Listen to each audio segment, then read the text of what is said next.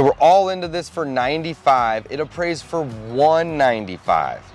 So we're gonna refinance. We're not gonna get crazy and over leverage ourselves. We're gonna keep it at, you said about 66%. So it'll be relatively low loan to value. And we're gonna walk away with $30,000? Are you kidding me? So that's what? You make your money when you buy, right? Like, you really have to find good deals, and this one turned into a home run.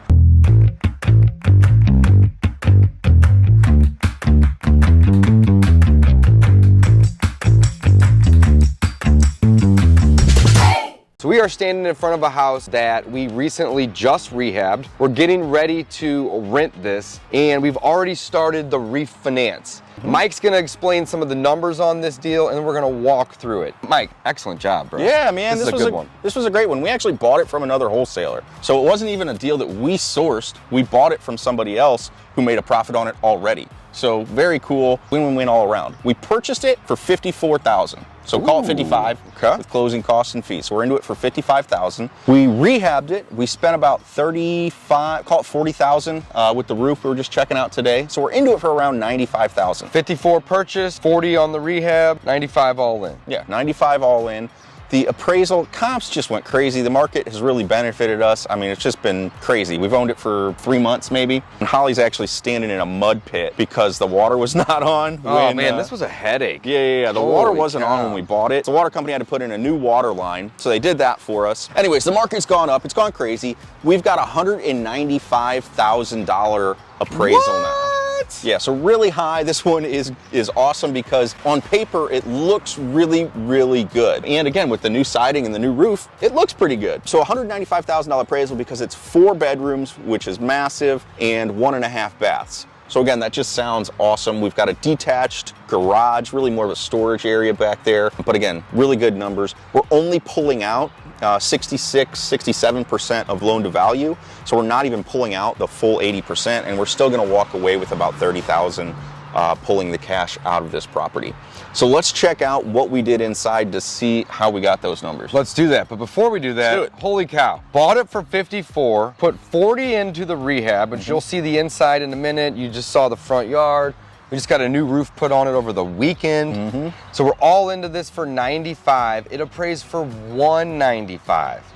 So we're gonna refinance. We're not gonna get crazy and over leverage ourselves. We're gonna keep it at, you said about 66%. So it'll be relatively low loan to value. And we're gonna walk away with $30,000? Are you kidding me? So that's what? You make your money when you buy, right? Like, you really have to find good deals, and this one turned into a home run with everything that we had going on. Wow, bought it at a discount, rehabbed it, we're getting ready to rent it, we've already started the refi, got it appraised, and we're gonna have $30,000 when we walk away. So we're actually gonna get paid to buy a rental property. Now, what will this rent for? It's a 4-bedroom, I think it's a 2-bath. Got a 2-car detached garage with basement for storage. That's a good question. I was looking at the numbers. We're probably somewhere around 14. I was about to say $13.95. I believe is what I sent it over to our property manager. $13.95 plus trash plus MSD. So we'll probably get about $1,500 a month. And no, Mike, this is a great opportunity to explain as well. Why would we do that? Why would we charge rent and then have an additional? And what was the fees? It's $25 a month for trash. And then about 40 or 50 for MSD. And MSD stands for Metropolitan Sewer District. Every city, county is going to have a different name for that. It's basically sewer. So 25 for trash, 65 for sewer. That is 70, 80, it's $90 on top of the rent. So why do so? Why? Why do we do that? Because we could advertise it at $1,500 a month, but that sounds like a lot more than $13.95. So when we market it at $13.95, that is easier to get people interested in the property. Why is that not kind of being a con man? In my brain, when you talk to the tenant, you say, well, you're gonna have to pay for your trash and sewer anyways, aren't you, sir? And they're gonna be, oh yeah, well, I would pay my bills. Like, again, they're trying to apply for a place to live. So yeah, I would pay my bills and say, okay, great. We're just gonna tack that on top of the rent.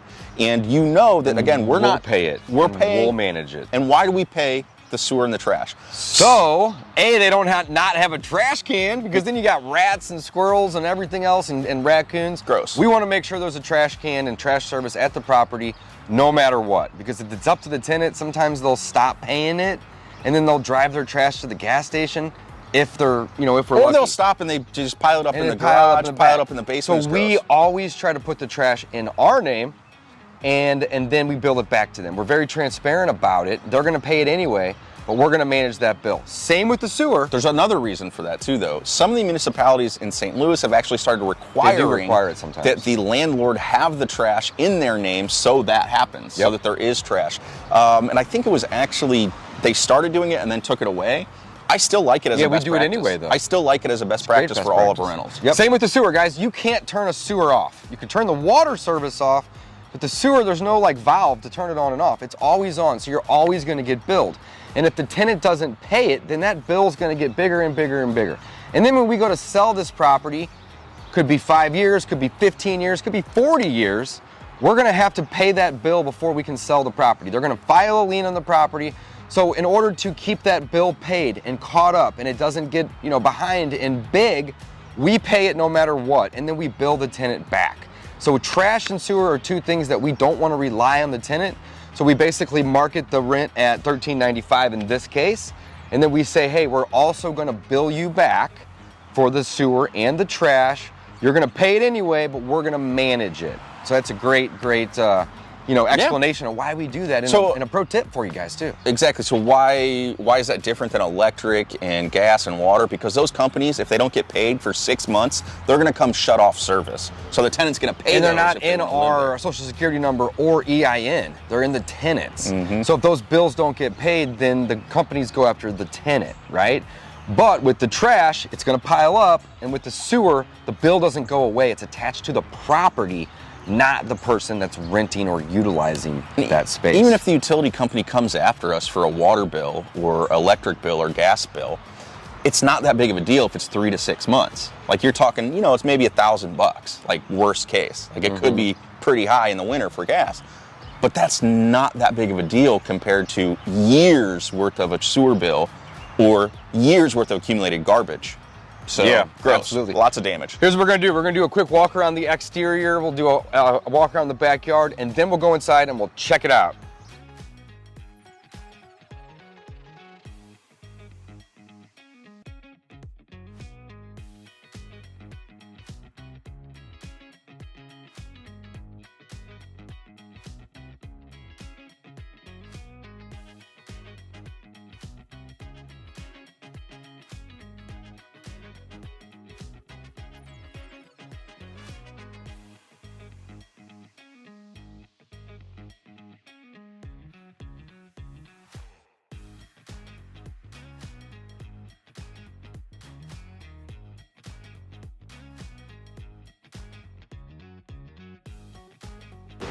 All right, Mike, how do we spend $40,000 over here? I know we just did a roof and we had to do a line service for the water in the front yard. So that was probably a combined maybe $10K, right? Yeah, the roof was a little expensive and the siding was a little expensive. Oh, we did the siding too. I forgot about that. And the siding looks really nice. So siding was about $10K right there. But with the siding in the roof, not only does it look really nice, it's gonna make it more attractive to renters because it's a pretty house, and obviously the appraiser really liked it. Yeah, we need to get a before and after because it was pretty ugly before. It was old white, kind of asbestos style, so real nasty. So that's about $15,000. If we look down, new. Yeah, so we had hardwood, and we used to refinish hardwood because it was about $2 a square foot. Prices of everything go up. And this one had some water damage because we had a busted pipe in here, so it was kind of wavy. So instead of refinishing it, because some of it was damaged, we kind of screwed it down to level it out and then put our vinyl plank over everything, and we can throw that on the entire first floor, and there wasn't hardwood through the entire thing. And then paint, so if you look around, some nice new paint. A new gray? A new gray. A new gray. I believe. I That's like right. it. Kitchen didn't do a lot, and I mean it kind of shows, but it's a tiny little kitchen for this big old house, and we weren't doing a full cosmetic. We did countertops. Did a countertop, and they painted these, but again, it was all, I mean, this was here. So it was wood cabinets, like why redo? So we didn't. Yeah, we went back and forth on taking a wall out and putting in a nice kitchen and doing all this stuff, but as a rental property, it just doesn't necessarily make sense to do all that all the time. So new countertops, There's cabinets here. There's some more cabinets in the other room. And that's more than enough for a rental, which is awesome. So right out here, we have a little screened-in porch. And looks like we did new flooring out here as well. We didn't mess with the windows on this house. And the reason is because they're old and dated. They probably could have been, but they weren't terrible. And time. And time, that's a really good point. Right now, to get new windows in a property is taking anywhere from 4 to 6 months. In the past, it had been, you know, typically about 4 to 6 weeks maybe, so that's okay, but man, 6 months later, that's crazy. So we're just decided, you know what, we'll do the windows down the road. We're walking with $30K on this property. So we'll have the money to do it. We'll just do it later. So no reason to do it now. I like this little porch. It's actually kind of nice with the wood on the ceiling and man, this is a great little porch. After you, Holly. Let's head upstairs. So this is some of the stuff that's not great in this house, but this is the extra half bath. You can see this door doesn't actually open all the way because it's snuck in on that closet. But that is the extra half bath, little coat closet here, and then we go up the stairs.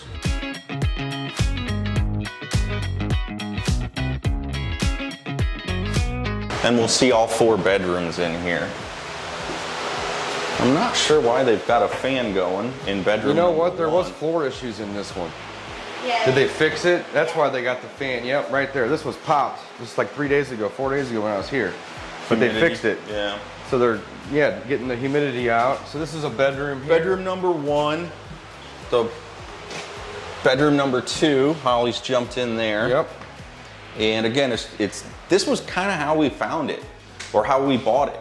The floors were in decent shape. The walls were painted, or recently painted, so they're not a color that we would pick. We usually do the new gray, but with the cost of materials and labor, and it was in good shape. It's great enough to rent. We said nope. Absolutely. Follow Dave over there, probably to bedroom 3. Yeah, and these windows aren't awful.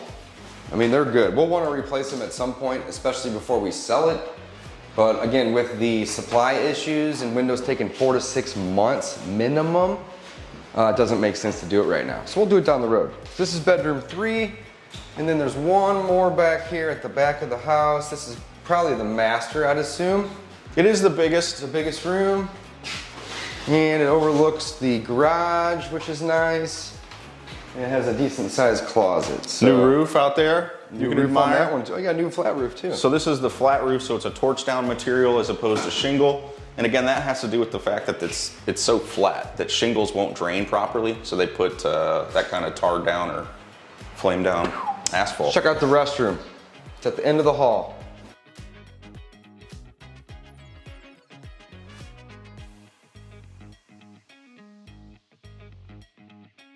And the restroom, we didn't have to do a whole lot to. You know, this place was in pretty decent shape. Now, we bought this at a discount. Hence the reason that we were able to burr it with none of our own money and walk with 30 grand. So let's go down into the basement, and I want to show you guys how we were able to get such a great discount on it. This property is really, really good for rental, but for a retail sale, it's going to be kind of difficult, and I'm going to show you why. Let's check it out.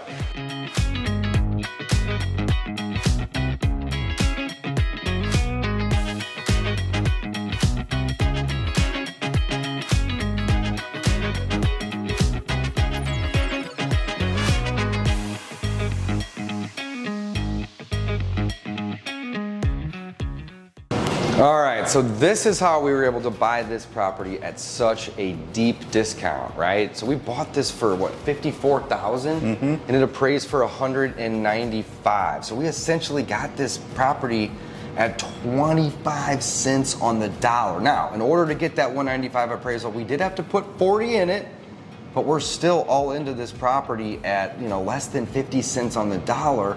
And we're gonna pull 30 out and still be in at 66 cents. It's amazing, it's just a great deal. But in order to do this, you gotta buy properties right. You gotta buy them at deep discounts. And the reason that we were able to get such a deep discount on this one was, well, A, it needed 40 grand worth of work. That's obvious. But B, selling this to a retail buyer would have been difficult. And the reason is because we had some foundation issues down here. Now, we'll have to grab a photo before we painted it and cleaned it all up, it looked a whole lot worse. But there are, these are referred to as dead man piers, I believe. Yeah. I believe. So it's a piece of steel with a cable that goes out, and then 6, 8, 10 feet out, there's a big pillar of concrete that they put into the ground, and they connect that cable to. So it's gonna prevent this wall from coming in. So this wall needed a lot of work, and obviously we put these in. Or we didn't put these in, we just cleaned it all up. It was like this already. So we knew when we bought this that there was foundation issues, but it looked a whole lot worse than it does now. So again, we'll drop a photo in there to show you some of the before pictures. But this type of stuff does not scare me, it does not scare Mike, because we see this as an opportunity to get a cheap property at literally 25 cents on the dollar. So as long as we keep an eye on this and we maintain it, this is going to be a cash cow as a rental property. It is an amazing bird deal and makes for an awesome case study. It's gonna cash flow, depends on the loan that we get, but anywhere from $350 to $600 a month. And we're gonna make 30 grand to add a rental property to the portfolio. Unbelievable, it's amazing. Guys, if you wanna learn more about how you can do this too, head on over to wholesalinginc.com/rentals and learn more about the BRRRR method, learn more about me, and learn more about how this method can change your life and help you add properties to your portfolio with little to no money, or in some cases, you can even get paid $10,000, $20,000, $30,000 like we did on this one to add a rental property to our portfolio. Again, that's wholesalinginc.com/rentals.